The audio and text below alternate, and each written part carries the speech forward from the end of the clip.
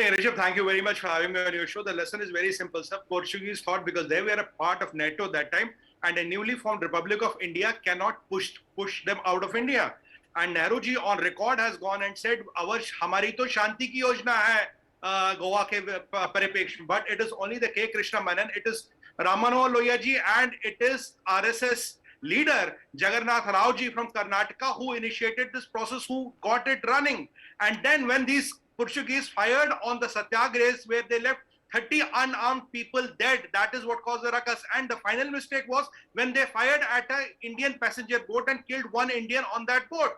So by that logic and the pursuance of K.K. Menon persuaded Nehruji to go and invade Goa, they would have not left India unless and until they were pushed back. So the patriots of Goa fought for 10 long years. They were fighting with sweat and blood to get their land liberated. This is the story of Goa. The intention of the Portuguese dictator was never to leave Goa. It's only after the Indian army liberated Goa, there was reluctance on the behalf of Congress government to take the military action.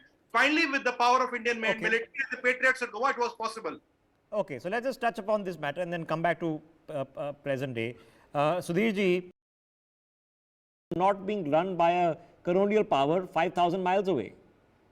I think, Rishabh ji, the point here is that, the Salazar, the dictator of Portugal, he never wanted to leave Goa. He has used all brutal means.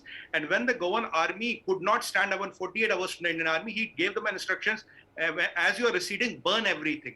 Kill or, die or fight till end. Or when you are receding, kill everything or burn everything down.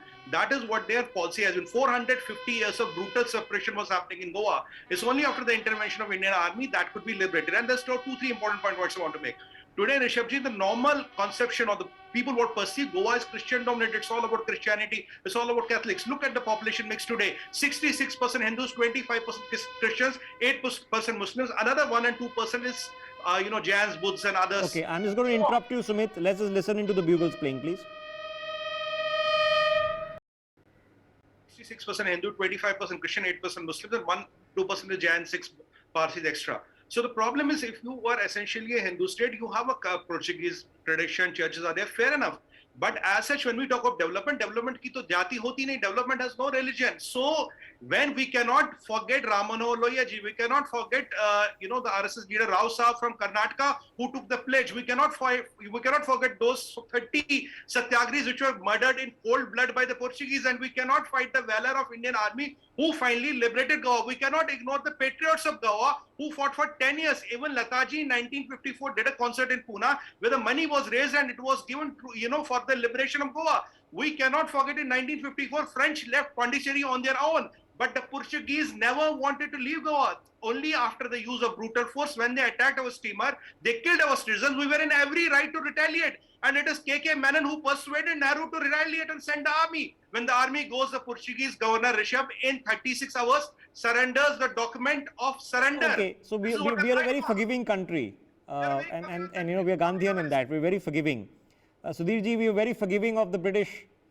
Rishabh ji, it was 450 years of suppression, loot and plunder. Goa was used as a harbor for loot and plunder to siphon out resources and send them back to Lisbon. So what did they give to Goa and Goans? They brutally murdered people, they raped women, they did all kind of atrocities for 450 years. We had to liberate our people there. Our people, land is our zameen, hamari jagah, hamari. We had to send Indian army to kick their butt and send them out. When French left in 1954, why didn't the Portuguese left? When British left in 1947, what was Portuguese doing there? And after the death of Alzar, only Alzar, the dictator, the relation normalized. Even till his death, he managed all the Western powers to oppose India. It was only the USSR and some of the Middle Eastern nations which were standing behind us. It was our friend USSR who blatantly came and took support of us. We cannot forget the role of RSS. We cannot forget the role of Rama. No, like I said, it's a collective role, and there have been historical imbalances. There's no doubt about it, which require correction. And to some measures, that's been done. Goa is a unique case because what the Congress is trying, look at their game plan. They are trying to say to the Christian community, look, your culture is attacked by Hindutva BJP. Then they look at 25% of the population.